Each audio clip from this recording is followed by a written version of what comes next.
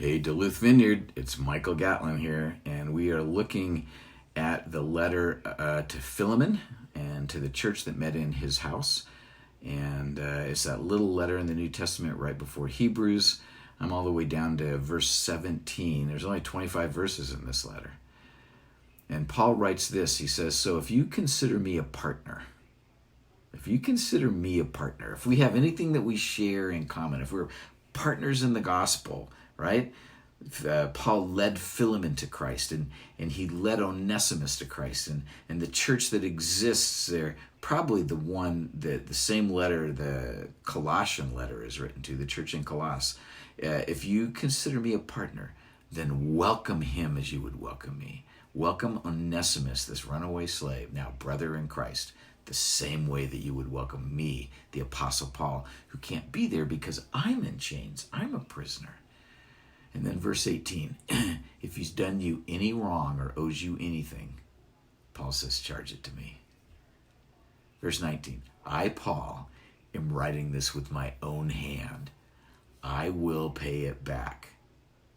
And then he says, with a big M hyphen, he says, not to mention, you owe me your very self. The reason you're a follower of Christ and alive today, the reason that the church is meeting in your house is because you owed me. I'm the one who brought the gospel to you. So, verse 17, 18, 19, if you consider me a partner, welcome him as you would welcome me. Oftentimes it seems like we put people into categories and camps and we dismiss them or distance ourselves from them, or maybe they didn't agree with us on something, and so we cut them out of our life. We just pretend they don't exist. We block them only because they disagree, only because they see things differently. Paul is challenging Philemon about everything in his social structure and economic structure to welcome this runaway slave back as a brother. And he says, I want you to welcome him back the same way you'd welcome me. And to put my money where my mouth is, if he owes you anything, you can charge it right to me. Paul's in prison. He's not like making income right now. But if he owes anything, you can charge that to me. I'm writing this in my own hand. I will pay it back, Paul says. And then he throws this little bit. Not to mention, dude, you owe me your life. I wonder how maybe, like Philemon, you and I kind of box people out or push people out that we don't agree with or that we're frustrated with or mad at. And who might be the folks in our life, like the Apostle Paul, who would kind of take a bit of an authoritative stance here and say, I want you to welcome back the same way you welcome me, and if he owes you anything, I'm good for it. I wonder, if you put yourself in the shoe of Philemon, how there might be people you're keeping at a distance that you're supposed to welcome back like a brother. And if they owe you anything, Jesus has said, I'm good for that.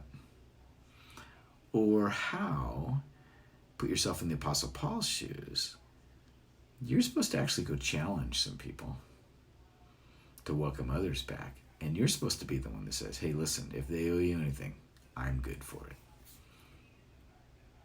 I bet for all of us, we can put ourselves in both shoes. How might God be inviting and challenging you? Often when I ask questions like that, God will bring somebody very specific to my mind to reach out to and to begin to have a relationship with again and to begin to press into some of this stuff. Who is that for you? Who's God inviting you to do that with? So let me pray. God, would you give us your grace today to welcome those you want us to welcome? Maybe people that we've kept out or people that have disappointed us, like Onesimus disappointed Philemon by running away, maybe even stole something, if not just himself. How might you be inviting us to reach back out to those folks and actually bring healing? And then how might you be challenging us to do that, kind of to help that happen in other cases and to be the one willing to pay the debt, to step in there and be willing to do that?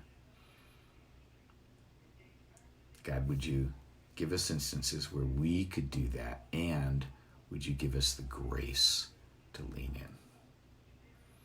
To not just sit on the sidelines, to not stay safe, but to actually get engaged and be proximate and get close to. Yeah. In Christ's name, God bless you.